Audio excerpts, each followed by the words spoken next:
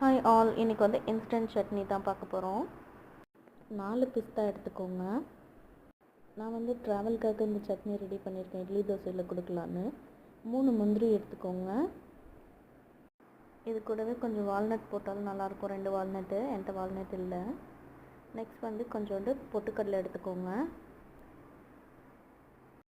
1 வயசு கீழே உள்ள குழந்தையா இருந்தால் 2 மிளகு 3 மிளகு போட்டுக்கோங்க. நான் வந்து காரத்துக்கு ஏற்ப எடுத்திருக்கேன் என்னோடய பாப்பாவுக்கு.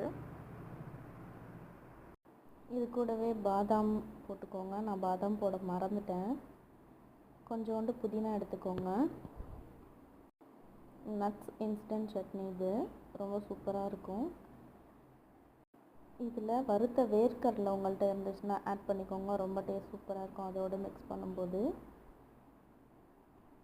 அடுப்பை ஆன் பண்ணி லோ ஃப்ளேமில் வச்சுக்கோங்க. நட்ஸு எல்லாம் பருப்பு எல்லாத்தையுமே ஒன்றா போட்டு நல்லா ட்ரை ரோஸ்ட் மாதிரி ரோஸ்ட் பண்ணிக்கோங்க. பொட்டுக்கடலையோட கலர் சேஞ்ச் ஆகி நல்லா ரோஸ்ட் ஆகணும்.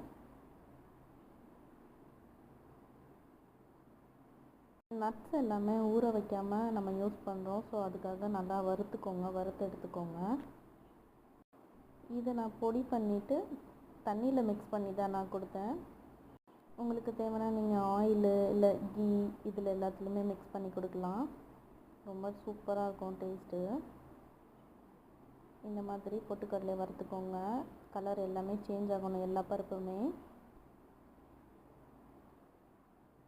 நான் வந்து 3 days வெளில போயிருந்தேன், ஸோ 3 daysமே எனக்கு இது யூஸ் ஆனுச்சு. இட்லி தோசைக்கு ரொம்ப சூப்பராக இருந்துச்சு. மார்னிங் அண்ட் நைட் எப்போ வேணாலும் இதை கொடுக்கலாம். இந்த மாதிரி ரோஸ்ட் பண்ணிக்கோங்க. இதை வந்து ஒரு தட்டில் கொட்டி நல்லா சில்லுன்னு ஆகிற வரைக்கும் ஆற வச்சுக்கோங்க. சூடோடு அரைக்கக்கூடாது. அப்புறம் புதினா போட்டுக்கோங்க. புதினாவை வந்து நல்லா ரோஸ்ட் பண்ணிக்கோங்க, அந்த ஈரப்பதம் போகிற அளவுக்கு. கலர் வந்து சேஞ்ச் ஆகிற அளவுக்கு வதக்க வேண்டாம், சும்மா லேசாக ரோஸ்ட்டு மாதிரி பண்ணி வறுத்துக்கிட்டால் போதும். வீட்டில் வந்து கொடுக்குறீங்கன்னா இதோடைய 2 தேங்காய் போட்டுக்கோங்க, டேஸ்ட் நல்லாயிருக்கும். இதை வந்து ஹாட் வாட்டரில் மிக்ஸ் பண்ணக்கூடாது, கோல்ட் வாட்டரில் தான் மிக்ஸ் பண்ணி கொடுக்கணும். ரொம்ப கலர் சேஞ்ச் ஆகலை. இப்போ வந்து அடுப்பை ஆஃப் பண்ணிவிடுங்க. எல்லாத்தையுமே நல்லா ஆற வச்சு கிரைண்ட் பண்ணிக்கோங்க.